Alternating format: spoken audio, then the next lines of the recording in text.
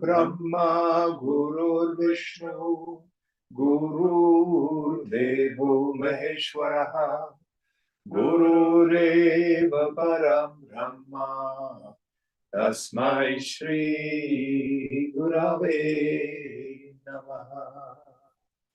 Chinmayam Vyapyat Sarvam Trailokyam Sacharacharam Tatpadam Darshitam Yena Tasmai Shri Gurave Namaha.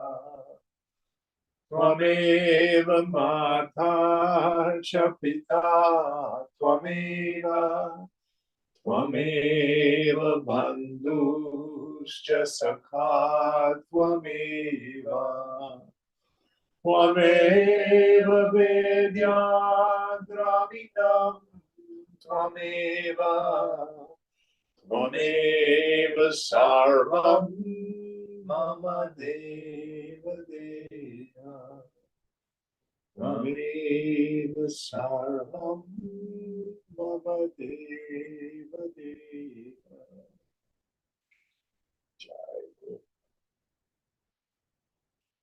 Om Sahana Vavatu Sahana Bhunaktu Sahaviryam Karavavahai Tejasvinavadhitamastu ma vidvishavai.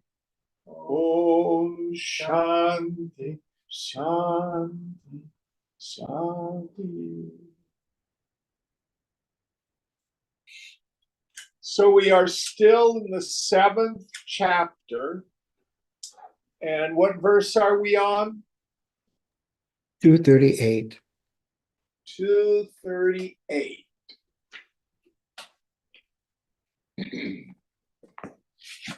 Help us out, please. Yeah. Upastha kushtini vaishya vilaseshu vilajjate janato gre tatha bhasa swaprakhatyata vilajjate. As a courtesan suffering from a certain disease is ashamed to demonstrate her charms to a lover who is acquainted with her condition, so Chidabhasa is ashamed to consider himself as the doer and enjoyer. So I'm not keen on Vigaranya's use of this word, disgusted by identification or ashamed. I get it. I get it. And you've all heard me talk about my nickname from my mind was Buddha, which is fool. So I see how foolish it is. But what are the ideas that we're getting? So you've got a courtesan with an STD. So she doesn't want to expose herself to her paramours in that condition. So the idea here is for the jiñāsa, the seeker after knowledge.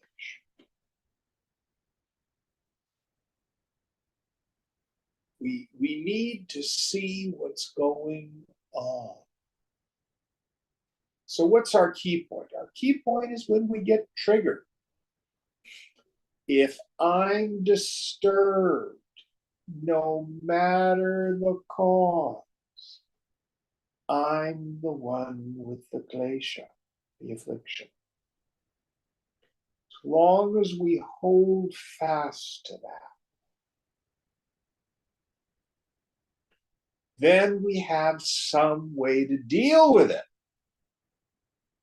But as long as my mind tells me I'm unhappy because of the world,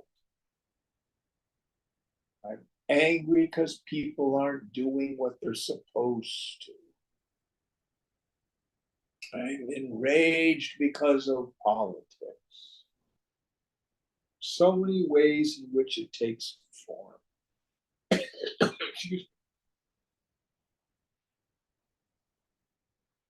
And it's always, without exception,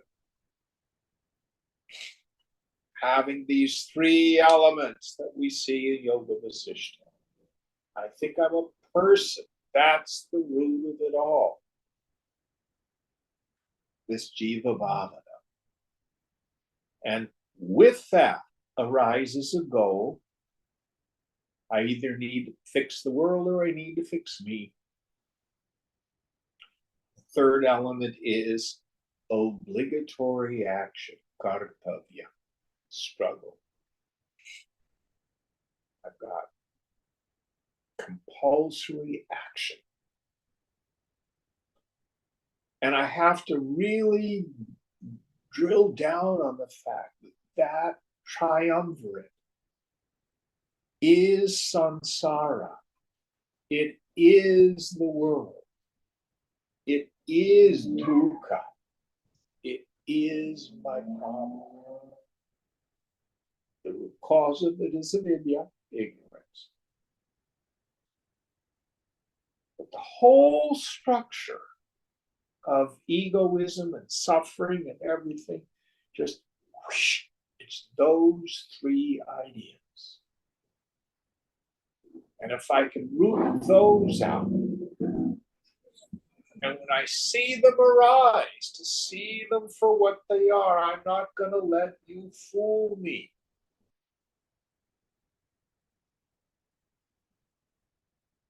Drop the personal sense of self. Empty out. Let go of your attachment. Just let the information pass through. Be empty.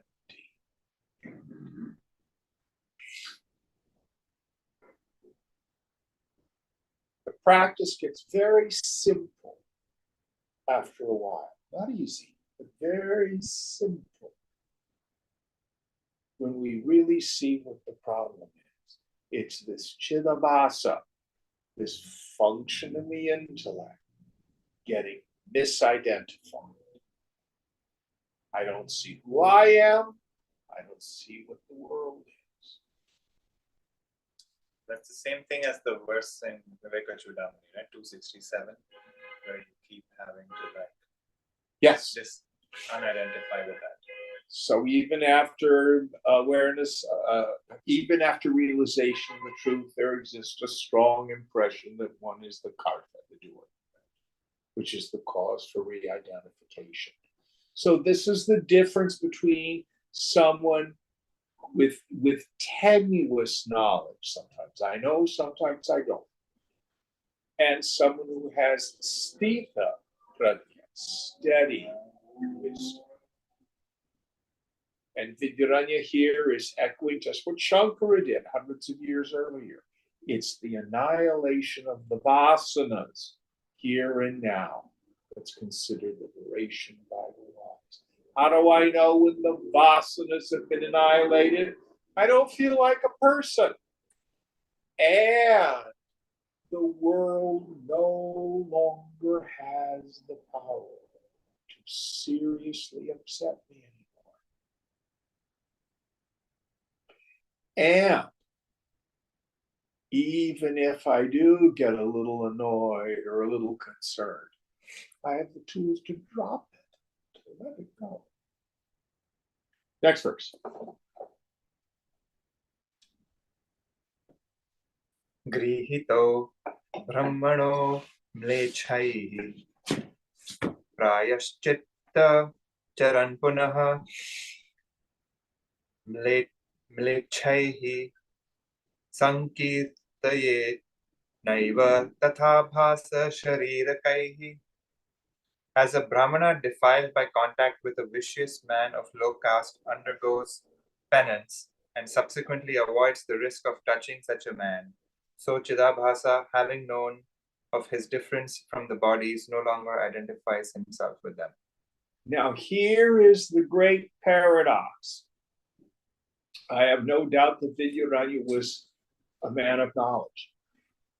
But the equipment, excuse me, exists in its cultural and historical context this verse is racist and classist and betrays a blind spot in Vidyaranya. Let's not sugarcoat it. So in that culture, if inadvertently a Brahmana would touch an untouchable, he would have to do penance, become purified again. It's not true. You don't get sullied by touching other people. We know better today. We know that people of any caste can become knowers of Brahman. I am a Chandala. I am an untouchable. I am an outcast. Literally, I was born outside the caste system. Never got in my way. But the point here is when the personal sense of self arises. God. Any thoughts on this?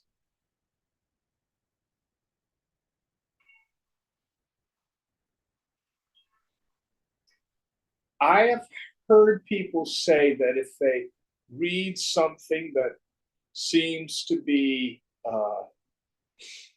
ignorant, not woke by our modern standards, well, they couldn't have been realized. If they'd been realized, they wouldn't have said that.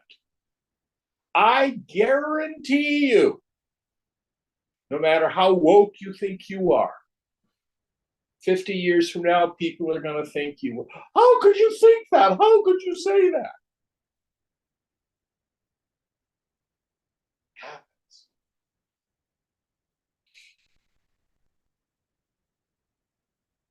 Cultural and historical contexts change. Things that we accept today will be unacceptable in the future. I promise you. Any thoughts on this? This is why we should always be careful about fundamentalism. There's a way of looking at Hinduism fundamentalistly, meaning Shruti is absolute truth. Whatever's in the Vedas is absolute truth, especially the way I interpret it. It doesn't change, even though societies evolve and change.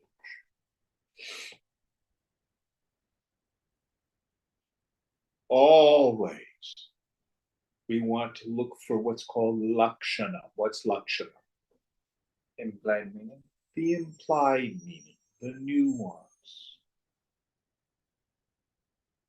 Take what you like, and the parts that are clearly in a historical and cultural context, let them go.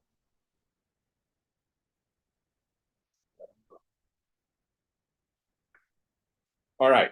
Any thoughts on this before we go on? Next verse. Yovarajye sthito raja putra samrajyavanchaya raja nukaro bhavati tatha sakshya nukaryayam. A heir apparent imitates the life of his father, the king, in order to fit himself for accession to the throne. So Chidabhasa continually imitates the witness Kutastha with a view to his being one with it. Yes. So the idea here is we practice Sakshi Bhava, practice the attitude of the witness. Now, listen carefully. The truth is, you always are the witness. You can't become the witness. Oh, I've started witnessing my thoughts and feelings. Well, be more accurate. You started to pay attention to the fact there's always a subject-object relationship. But this idea of watching my mind, practicing the attitude of the witness. What Vidyaranya is saying here is we begin to realize there's always an actual detachment with this shift in my sense of identity. Any thoughts on this? Going on. Next verse.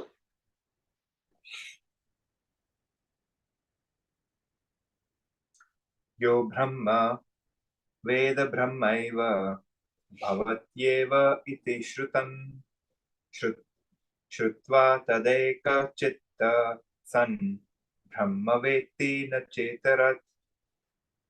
He who has heard the declaration of Shruti, quote, the knower of Brahman becomes Brahman, end quote, fixes his whole mind on Brahman and ultimately knows himself to be Brahman.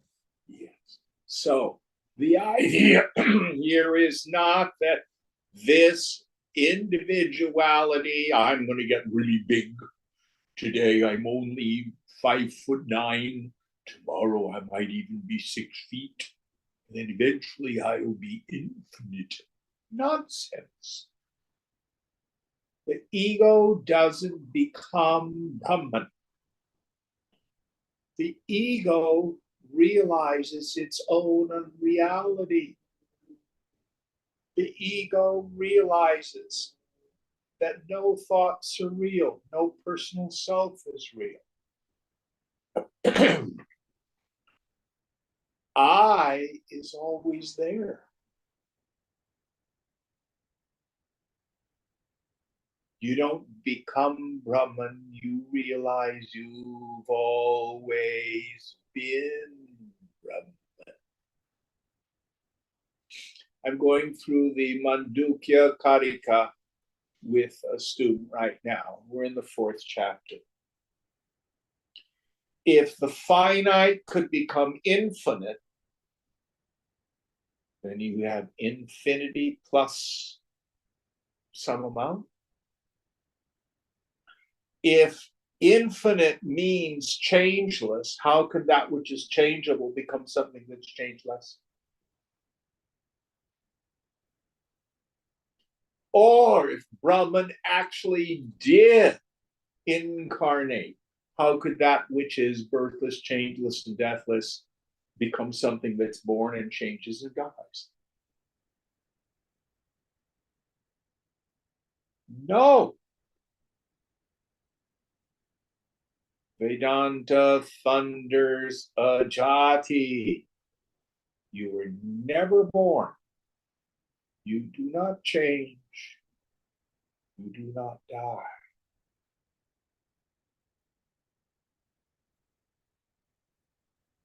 Sarvam idam swapneti.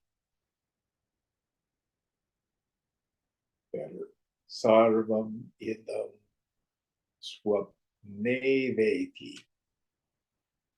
All this world is, as it were, like a dream.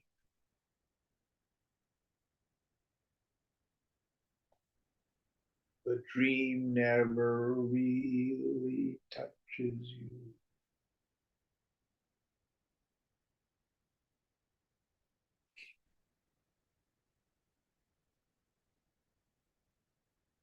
Don't believe me.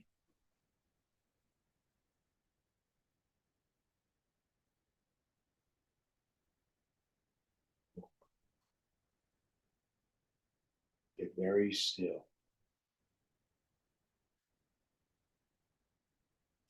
Practice meditation.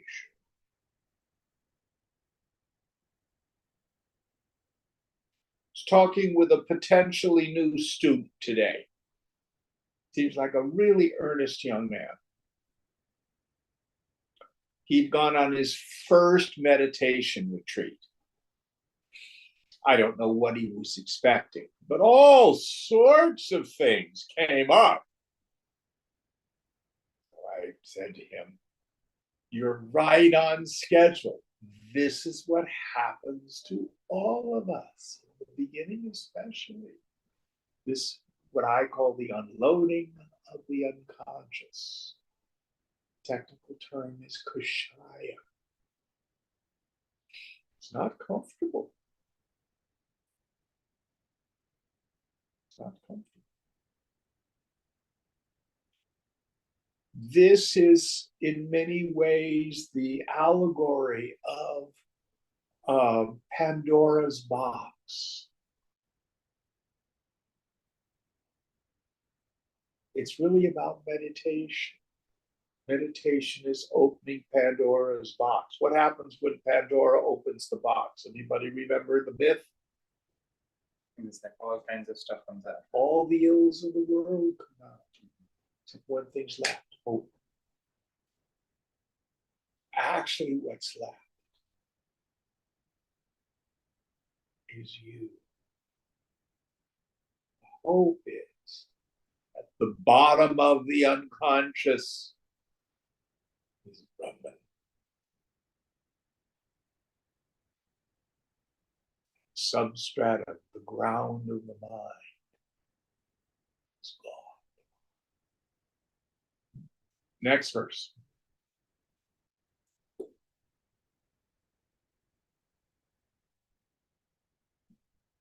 Devatvakama Hagnadao Pravishanti Yatha Tatha Sakshitvenash Vashesh Shaya Swavinasham Savanchati.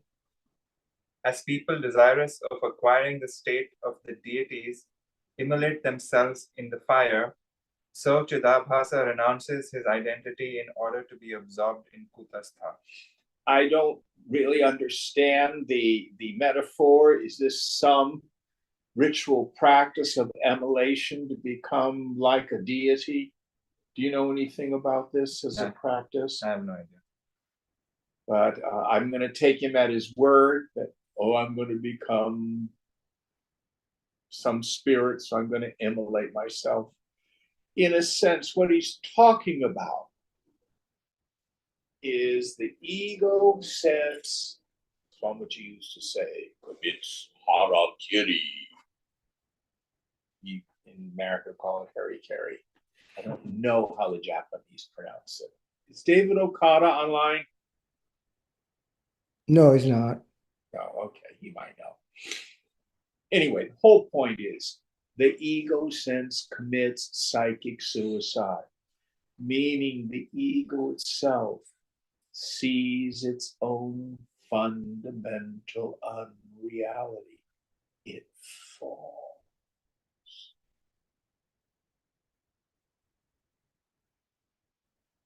Introvert the attention, go looking for this personal self, Jim or Mark or Puneet, and you won't find a person. What you find is Chidakash, not Chidabhas. And then in the subtling goes, oh, there's nobody there.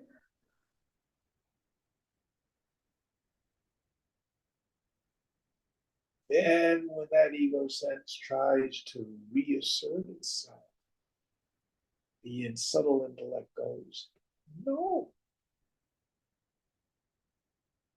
you're not real.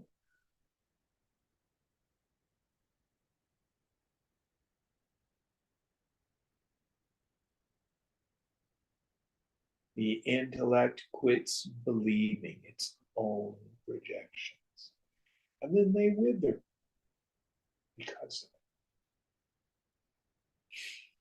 Next one.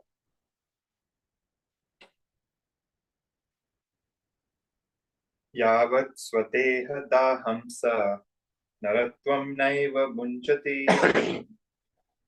यावद्दारब्धदेहं स्यात् नाभासत्वं विवोचनम्.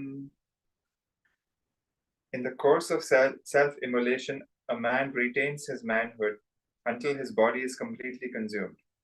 So the idea of Chidabhasa continues as long as the body, the result of fructifying karma, continues. So this ego sense will continue as the governor of the body as long as the body continues. This used to drive me nuts because I would see Swamiji talk as if he were identified as a person. He would pass me the chutney. That was the one that I always remember. Freak out. I would see him enjoying. He loved driving in fast cars. Faster, faster. He used to love it. Loved chocolate.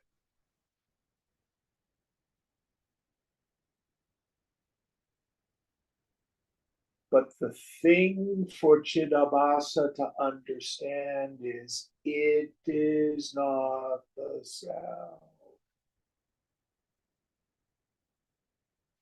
If Chidabhasa thinks it's the self, then it gets defensive and aggressive, tries to be safe and secure and save face and all those sorts of things. When it understands, oh, this is just a function in the intellect. Who I am is Chidakasha, or Kutastasi calls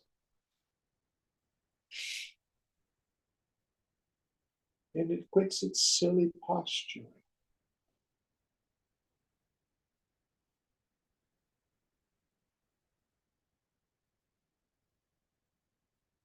And that Chidabhasa gives up all its agendas.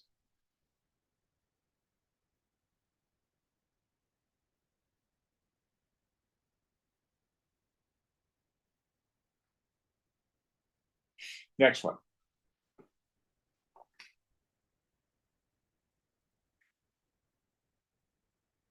Rajjunyane Pikampadi Shanairevo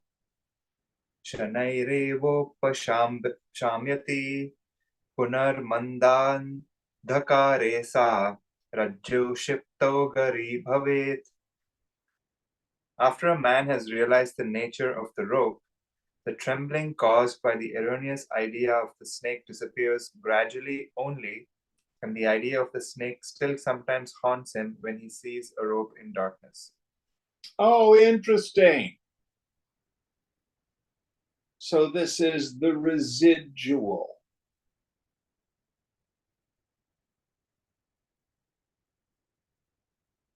So he says that for a while, the mind may still act up a little bit. The metaphor I like to use is if you turn on the fan, flip the switch, electricity is powering the fan. That is like the ego sense, powering our ego prompted activity. But if you flip the switch off and you look up at the fan, for a while you can't tell. It's a very quiet fan. And it continues to rotate. You don't know, is the power on or power off?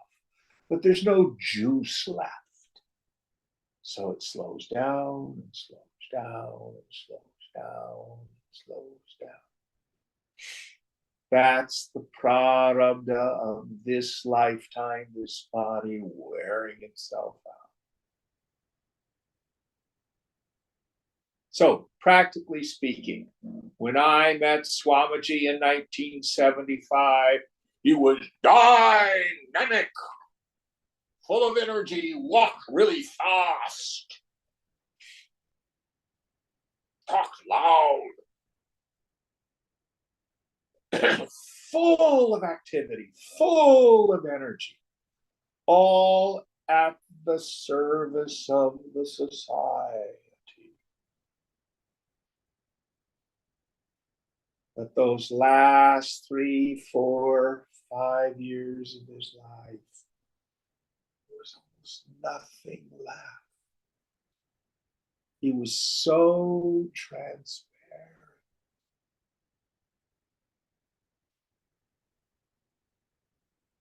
It was just this light that would shine through. So empty.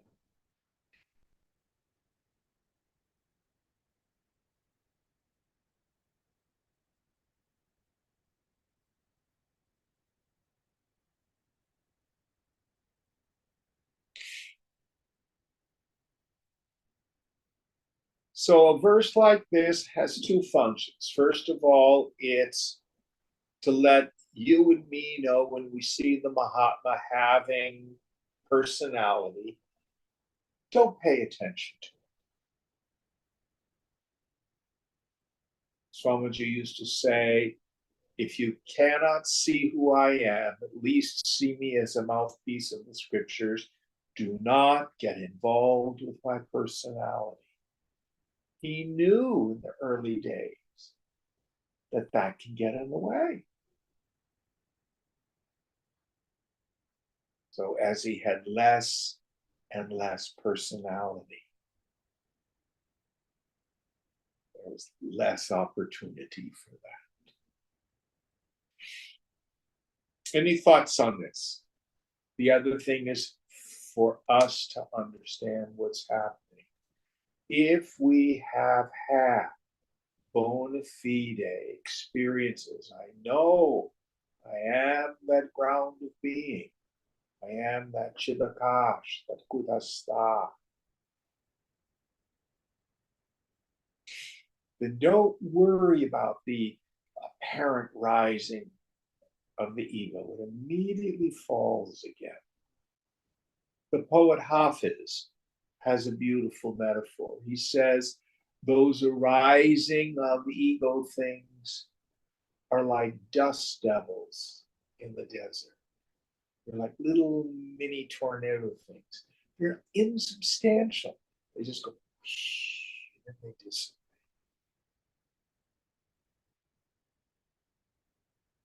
So, what does it mean if reactivity arises? Don't sweat it. Let it go.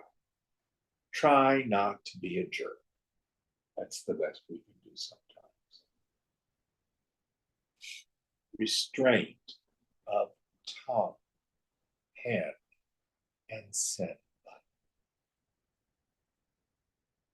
Good advice.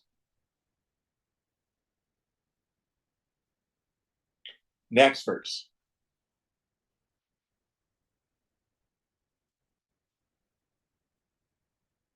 एवमारम्भ भोगोऽपि शनैः no हठात् भोगकाले कदाचित्तु मर्त्यो हमि भासते.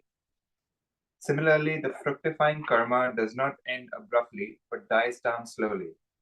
In the course of the enjoyment of its fruits, the knower is occasionally visited by such thoughts as, quote, I am a mortal. I'm going to again push back on him. Whether or not the prarabdha leaves slowly or quickly is karmic.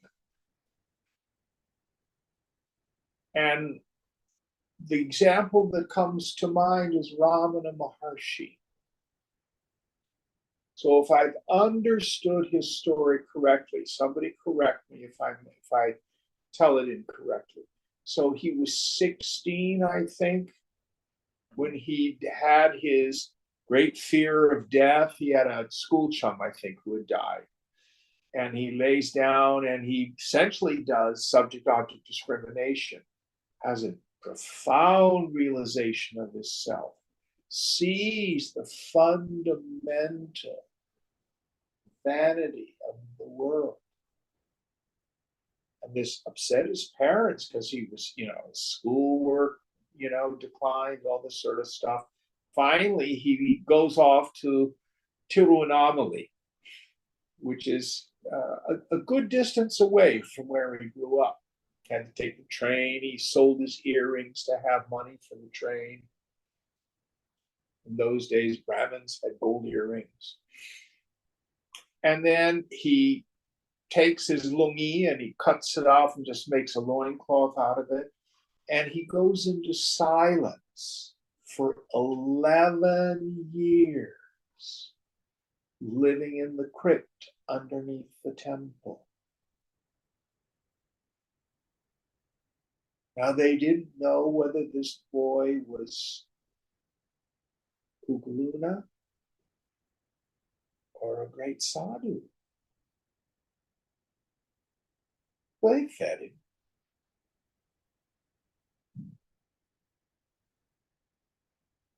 And in the biographies, this is called seeming tapas, where he continues to introvert the mind, letting go of all those residual products, burning them out. Eventually, he moves to the mountain, Arunachala, takes up living in one of the caves. But he didn't start speaking again until after people had acknowledged, oh, this is a saint. And people wanted to know how to do practice. And then he began to teach and speak from that point on. Other people's desires motivated him. When you say seeming practice, because he wasn't like... Didn't add to his knowledge. It was only a sort of process of burning the karma. So the question I ask you all the time when you go on a meditation retreat, now it's a joke. Do you know any more self? Right. And what's your answer? No. No. But you burn out the mind. You release the sankharas, or whatever, however they reframe them. Hopefully you come back emptier. Do you? Seems so. I hope so. We can refund your misery if you like. But whether or not it happens slowly or quickly is all karmic. It's all karmic. Now, Osho, there's a story of after Osho's enlightenment, he got deathly ill for months. So all of his product, it came out in the body.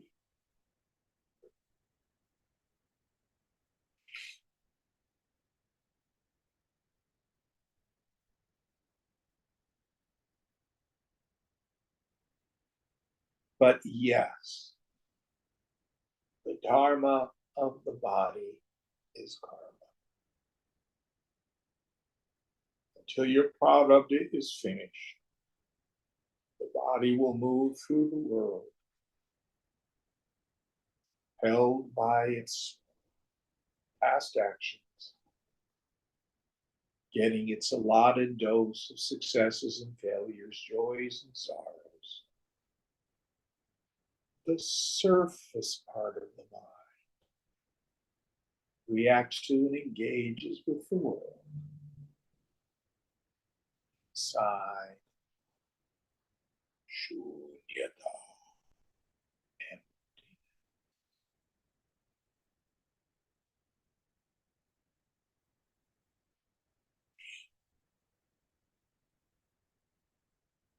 Next verse.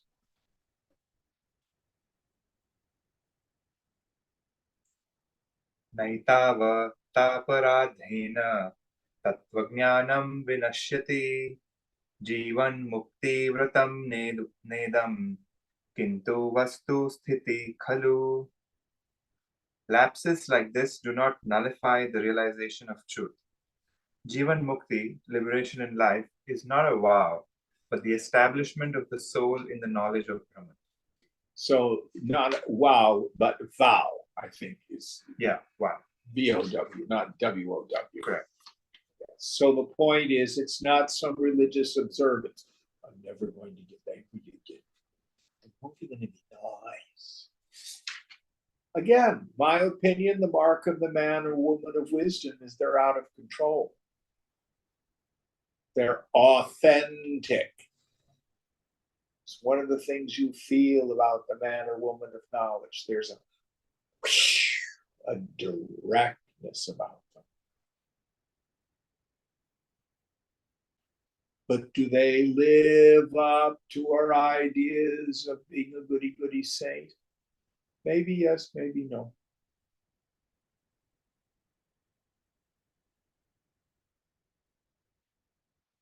But my particular suggestion is don't be overly concerned about the states of minds of other people, including the teacher.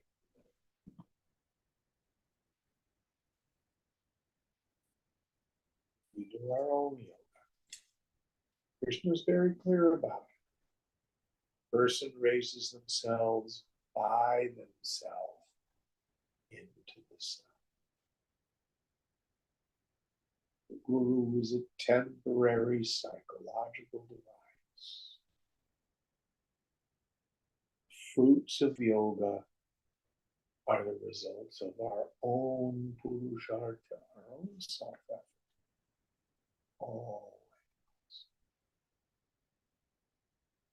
Next verse.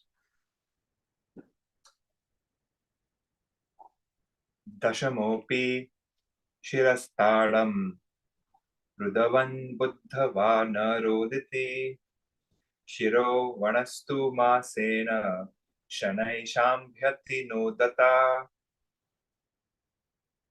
In the example already cited, the 10th man, who may have been crying and beating his head in sorrow, stops lamenting on realizing that the 10th is not dead, but the wounds caused by beating his head take a month gradually to heal. That's very funny. So he's referring again to the classic story of the 10 people in the boat, and the boat capsizes and they all swim to shore. And then they say, let's count to make sure all of us are here. And when a guy counts up and he only comes to 9, oh, one of us is gone. Arvind, you count. See, and Arvind counts only to 9. So everybody forgets to count themselves. So this particular fellow was gnashing his teeth, rending his clothing, beating himself in grief. We've lost someone. And then when he realizes I am the 10th man, he's still battered and bruised. So the idea here is do not be overly concerned about what appear to be lapses.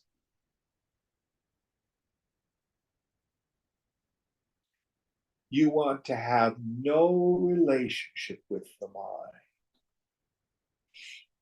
Swamiji used to say the mind is a sewer.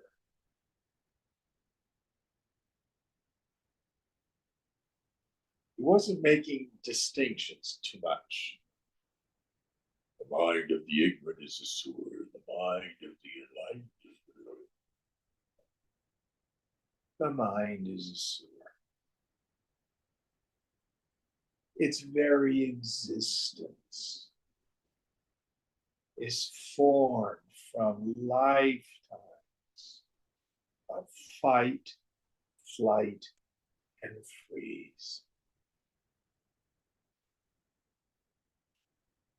rooted in so much fear, body identification. I like to frame it this way. The self, like zero.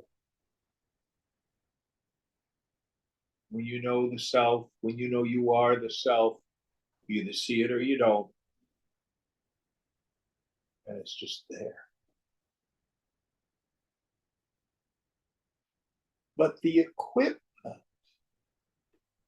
is by definition finite.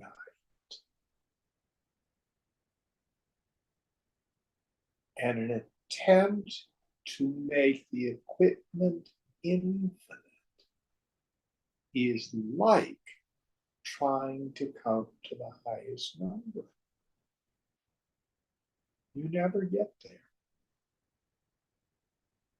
You cannot make something that's finite into something that's infinite.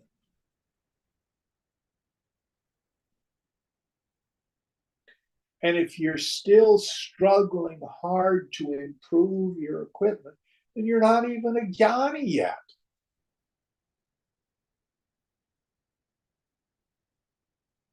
What brings us real peace is get out.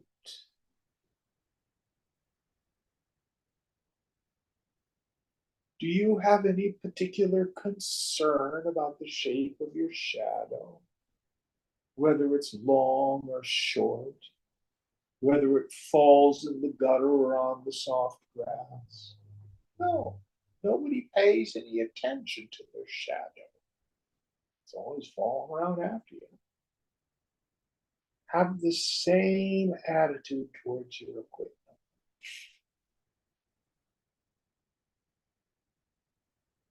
What happens to this body, mind, intellect, how it functions in the world, that's God's problem. I have no relationship. I leave it to Ishvara.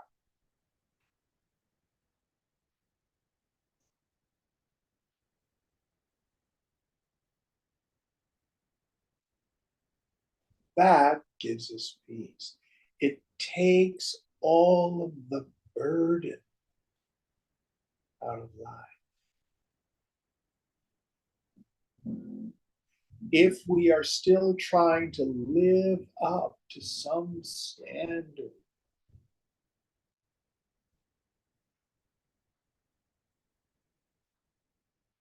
we're still not getting it. You cannot be improved. You are already perfection itself.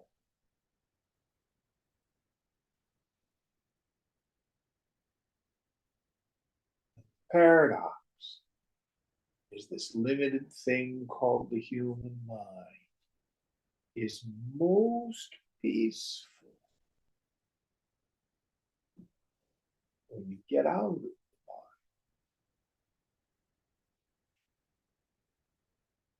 All our strivings cease.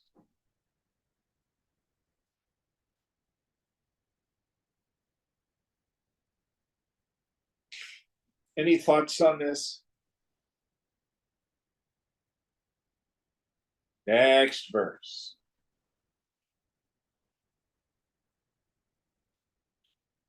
Dashamamriti labhena jato harsho vranandyaptham nirodhatte mukti labha tatha prarabdha dukkhitam. On realizing that the 10th is alive, he rejoices and forgets the pain of his wounds. In the same way, liberation in life makes one forget any misery resulting from the fructifying karma. Yes. So, the experiences of the body are determined by the force of the past. Will you live a long life or die young? Can't tell you. But it was written the day you popped out of your mother's womb. Will you have chronic illness or a healthy life? Can't tell you. Prarabdha. Will you acquire a lot of wealth or live simply and be poor? Can't tell you. It's all prarabdha.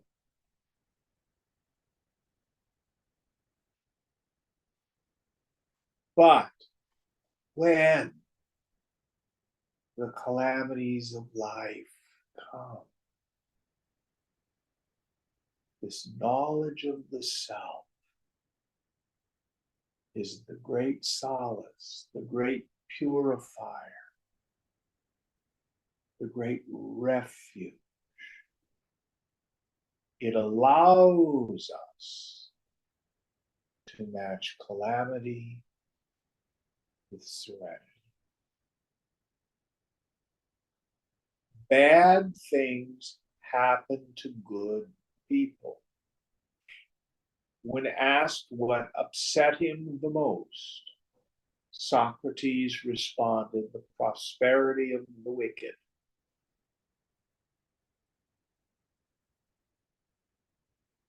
But for the jnani,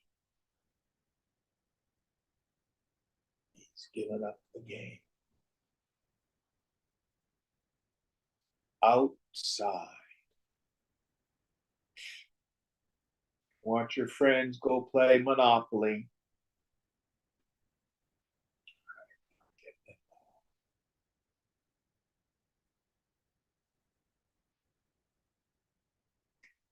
And if it's your prarabdha to be in the marketplace, sport with it.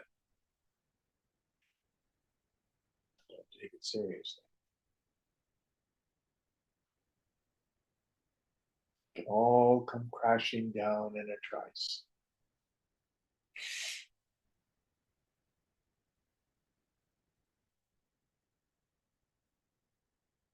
I have a very dear friend who's a metaphysician who's trained in religious science, deeply engaged in real estate and leveraged, had several pieces of property. And then in 2008, everything went kaflooey.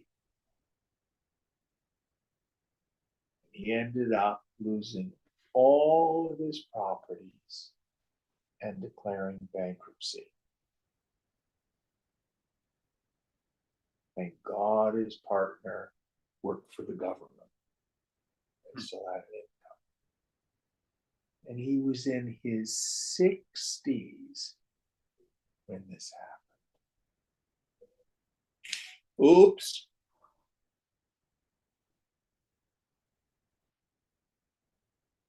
'50s. He was in his 50s when it happened. And he was able to restore his fortunes. Works hard. But don't think just because you have a little nest egg that the Lord isn't going to take it away someday.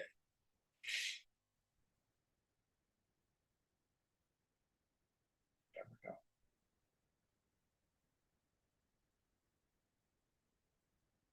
I have another friend who, because of a big legal settlement, hundreds of millions of dollars, he and his mother became wealthy overnight. But she had a severe heart condition and was diabetic and a lot of really awful medication. She had a very strict diet. She never left her condominium. Here she was, an enormously wealthy woman. But her karma was such as that she basically didn't get to enjoy it at all. You never.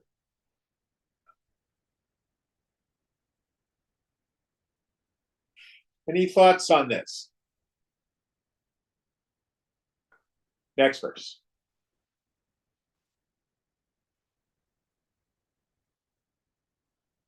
वृता भावाध्यता ध्यास तदा भ्रियो विविच्यताम् रससेवी दिने भुङ्क्ते भूयो भूयो यथा तथा. As it is not a vow,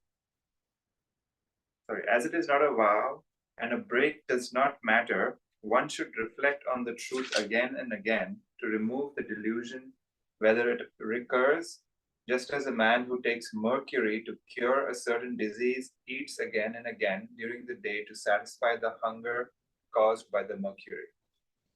So I can't remember if it was this week class last week. Did we talk about the king of the demons and the super demons he created? That was in Viveka. Okay. So you've heard the story many times, but remember the second iteration of the super demons. They not only were without ego, but what was the other quality that they had? Well versed in the scriptures. Why? Because when ego attempts to reassert itself, we have the tools to dismiss it.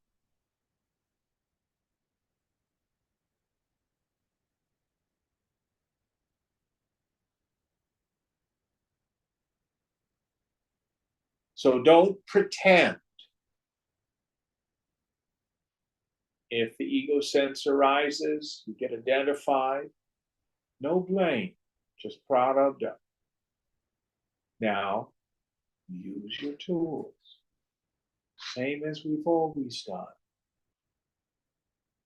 Viveka Vairagya. Discrimination, dispassion. Next verse. Shama yat yau shadhenayam dashama swam vranam yatha bhogena shamayat vaitat prarabdham muchyate tatha. As the 10th man cures his wounds by applying medicines, so the knower wears out his fructifying karma by enjoyment and is ultimately liberated. Yes. So, there's no reason not to continue to act out on your residual karma.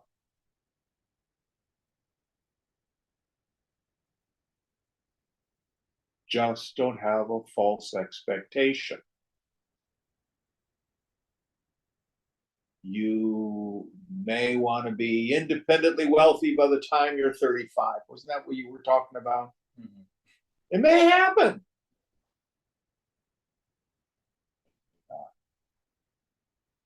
Or you may have total financial collapse at 40. But why not? There's no virtue in not doing it. You see what I mean? If you want to be a doctor, be a doctor. That's fine. Want to be a musician? Be a musician. You want to be a car salesman? Be a car salesman. You want to be a yogi and live the life of an ascetic? Fine. Listen carefully. It's just another effing job. That's all it is.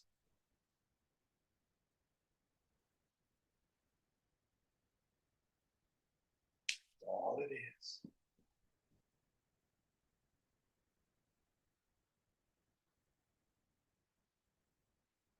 So the man or woman of knowledge.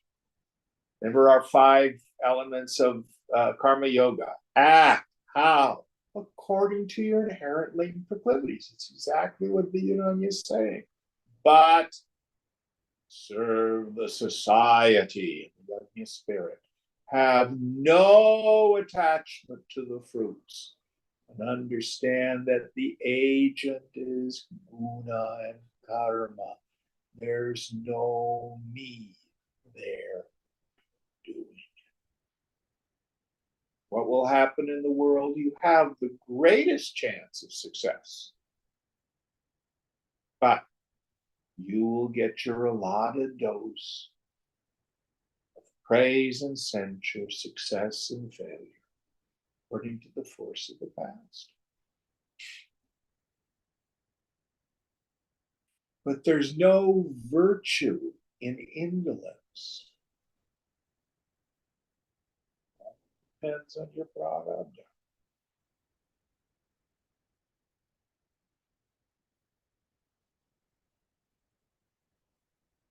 Any thoughts on this?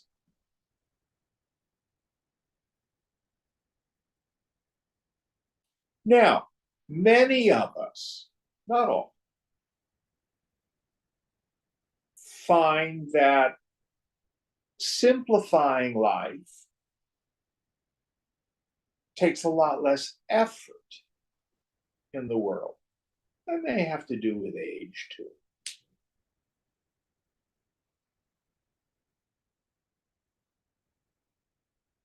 But the yogi is never operating from the viewpoint of man of knowledge, the woman of knowledge.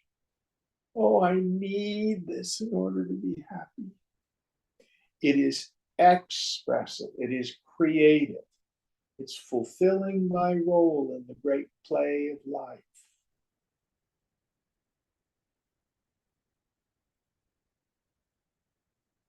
And what I would add to this is the man of knowledge is out of control. He has no idea what he's going to say from moment to moment, what he's going to do.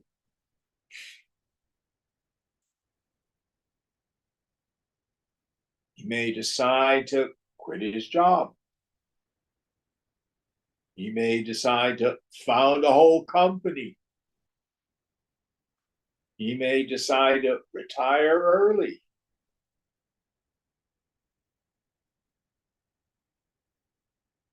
He may have a partner. He may not have a partner. It's all product. But he knows my kingdom is not of this world.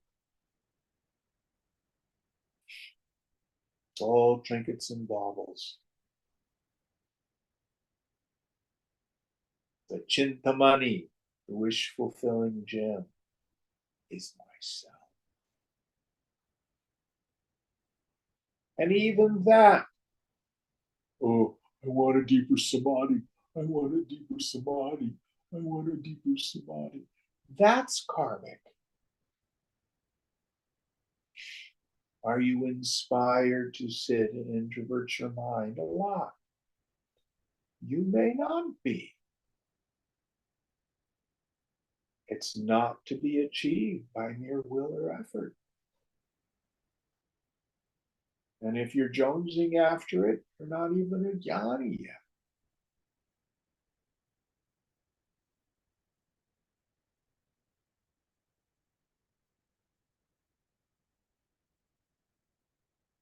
All right, one more.